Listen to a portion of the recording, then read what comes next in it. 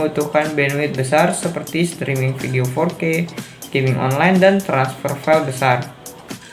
Frekuensi 5 GHz yang beroperasi di frekuensi 5 GHz yang lebih jarang digunakan dibanding 2,4 GHz, sehingga lebih sedikit gangguan dan interferensi dari perangkat lain. Beamforming. Teknologi ini meningkatkan jangkauan dan kekuatan sinyal dengan mengarahkan sinyal secara langsung ke perangkat yang terhubung, meningkatkan kualitas koneksi. Kapasitas bandwidth lebih besar, mendukung kanal yang lebih besar dan lebar, 80 MHz hingga 160 MHz, memungkinkan lebih banyak data untuk dikirimkan dalam suatu waktu, meningkatkan performa secara keseluruhan. Untuk kekurangannya, jangkauan terbatas pada 5 GHz. Frekuensi 5 GHz memiliki jangkauan yang lebih pendek dibanding 2,4 GHz, terutama ketika melalui dinding atau hambatan fisik lainnya. Kompatibilitas perangkat. Tidak semua perangkat lama mendukung 802.11ac, sehingga perlu upgrade perangkat untuk memanfaatkan kecepatan penuh. Kinerja menurun pada jarak jauh. Meskipun kecepatan tinggi, performa 802.11ac menurun secara signifikan ketika berada pada jarak yang jauh dari router atau access point. Harga perangkat lebih tinggi. Perangkat yang mendukung 802.11ac ini umumnya lebih mahal dibanding standar Wi-Fi lainnya yang lebih lama, meskipun harganya telah menurun seiring waktu. Nah, yang keenam ada 802.11ax yang dikenal sebagai Wi-Fi 6. Untuk kelebihannya, kecepatan yang lebih tinggi.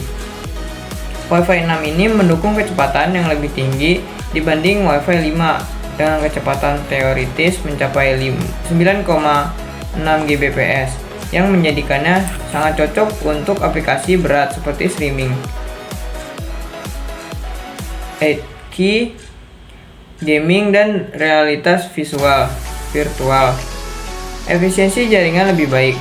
Wi-Fi 6 ini menggunakan teknologi OFDMA, Orthogonal Frequency Division Multiple Access, yang membagi saluran menjadi sub-saluran untuk melayani banyak perangkat secara bersamaan, meningkatkan efisiensi dalam penggunaan bandwidth. Lebih banyak perangkat secara simultan. Wi-Fi 6 ini mampu menangani lebih banyak perangkat secara simultan tanpa menurunkan kecepatan dan stabilitas berkat MU-MIMO yang lebih canggih dari OFDMA, ideal untuk rumah atau kantor dengan banyak perangkat. Jangkauan yang lebih baik.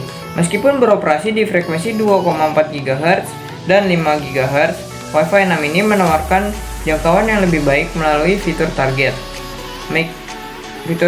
wake time atau bisa disebut TWT, yang memungkinkan perangkat tidur dan bangun lebih efisien, mengurangi beban jaringan, dan menghemat daya. Peningkatan keamanan. Wi-Fi 6 mendukung WPA 3, standar keamanan yang kuat dibanding dengan WPA 2, meningkatkan perlindungan terhadap peretasan. Untuk kekurangannya sendiri, harga perangkat lebih tinggi. Perangkat yang mendukung Wi-Fi 6 ini cenderung lebih mahal, terutama router dan perangkat dengan spesifikasi terbaru. Kompatibilitas terbatas.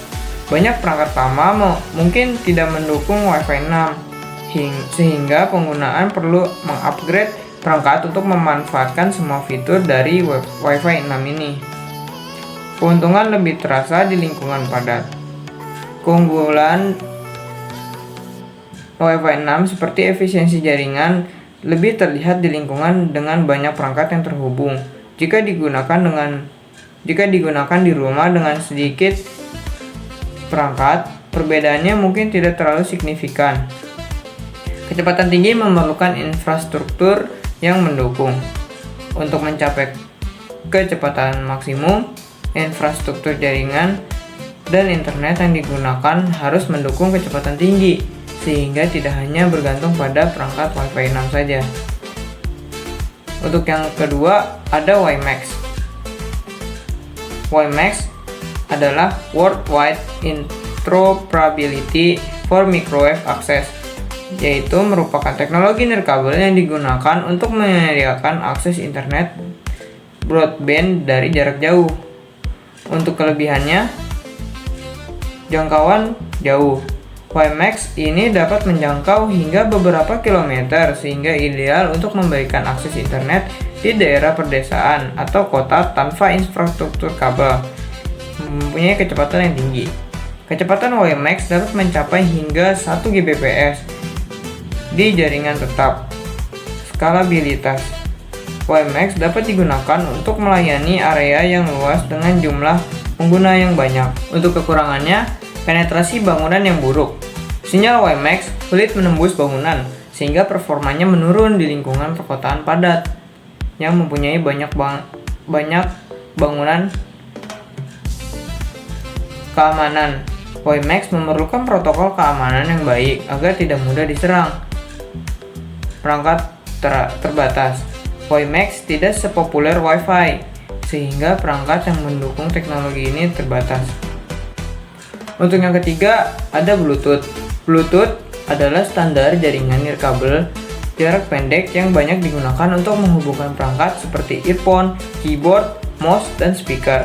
Untuk kelebihannya sendiri, konsumsi daya yang rendah.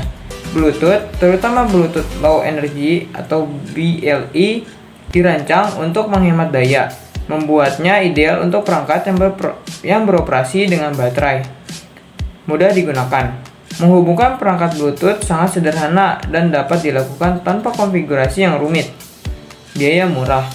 Model Bluetooth umumnya lebih murah dibanding teknologi nirkabel lainnya. Untuk kekurangannya, jangkauan terbatas. Bluetooth memiliki jangkauan yang pendek. Biasanya hanya sekitar 10-30 meter saja. Kecepatan transfer rendah. Kecepatan transfer data Bluetooth relatif rendah jika dibandingkan dengan Wi-Fi, sehingga tidak cocok untuk transfer file berukuran besar. Gangguan sinyal. Sama seperti Wi-Fi, Bluetooth yang bekerja pada frekuensi 2,4 GHz sehingga rentan terhadap gangguan dari perangkat lain yang menggunakan frekuensi yang sama.